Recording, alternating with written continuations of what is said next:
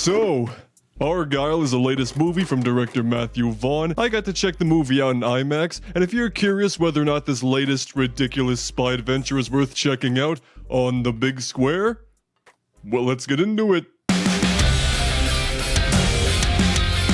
So this movie is about a spy novelist played by Bryce Dallas Howard, whose books keep predicting real-life events a little too closely, so some real-life spies are coming after her, and just a whole bunch of craziness happens along the way. And by the way, one of the Argylle books is now available at Barnes & Noble, so if you want to get an idea of some of the quote-unquote source material, go right ahead. Oh, there's John Cena right there. Well, first things first, the movie was shot on the Arri Alexa LF and Mini LF, which of course are cameras approved for the IMAX screen. And the movie itself only goes to a 2:3:9 aspect ratio, which is relatively standard for most major movies, so it sadly does not open up to a 1:9:0 or anything like that to properly fill up the IMAX screen, which always is a bit of a bummer when it comes to movies getting released in this format, but you know, sometimes it works just fine without it. But when a movie does take advantage of the format like that, it's pretty good. Now, of course, the biggest reason to see a movie like this in IMAX are the action sequences. That and the advanced laser projector being so detailed so you can just pinpoint every little follicle on Henry Cavill's ridiculous buzz cut wig. Just like most of the movie, that wig shouldn't work, but somehow it does. All the action and hand-to-hand combat scenes have that kinetic, hyperactive camera work, kinda like Kingsman, which of course Matthew Vaughn also directed, but these sequences go nowhere near as berserk as those movies. It's like a very light version of those, if you will. They're full of vibrant colors and absurd imagery, which just tells you what kind of movie you're in for within the first, 5 minutes. But of course, I'd love to hear your thoughts on this movie, so if you have checked out Argylle, go and comment down below your experience, checking out the movie. Did you like it? Did you dislike it? And hey, maybe consider subscribing. I got more of these IMAX reviews, so you need one of those, I'm your guy.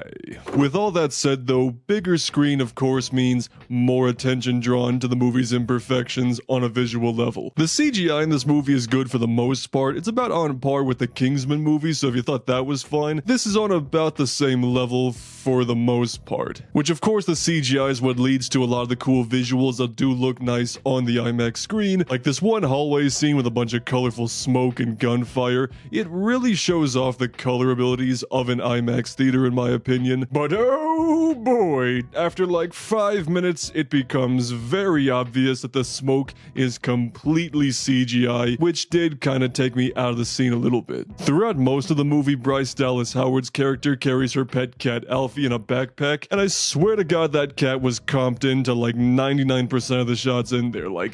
There's something about the way it moves with everything else, it doesn't fully line up. And there's also moments where the cat was clearly CGI for semi-obvious reasons, so there's kind of that give and take there. The sound system, on the other hand, definitely delivers with every punch and gunshot, just overwhelming your auditory senses from every corner of the theater, which is always a nice touch. It's not a good IMAX release unless your ears aren't ringing by the end of it. So before we do wrap things up here, I'm going to give you my quick thoughts on the movie just in general. Argylle does not apologize for being this ridiculous, over-the-top spy movie, whether you like it or not. You got a really cool all-star cast with Bryce Dallas Howard, Sam Rockwell shining in the leads, with a cool supporting cast of Henry Cavill, John Cena, Dua Lipa, Bryan Cranston, and a good healthy dose of Samuel L. Jackson. Name one movie where he didn't make things 10 times better. There are several different plot twists throughout the entire movie, including the real Agent Argylle, which the trailer was of course hyping up. These twists can range from kinda brilliant at times to absolutely ridiculous, completely absurd, freaking stupid as hell.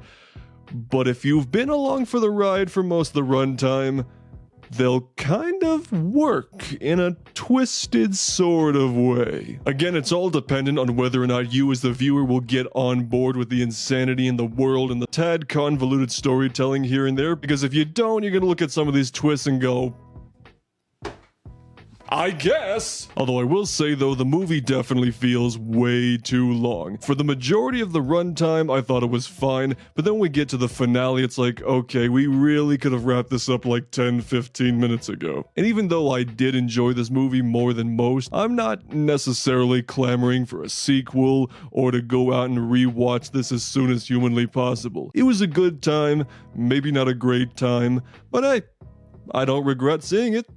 So that counts for something. As for seeing Argylle in IMAX, I'm gonna say that yeah. And I say yeah over a resounding yes, because kinda like The Beekeeper, which also had cool action and sound design, which was great in a premium format, but honestly, you'll survive if you don't see it in IMAX. Maybe check it out in something like, I don't know, Cinemark XD or something.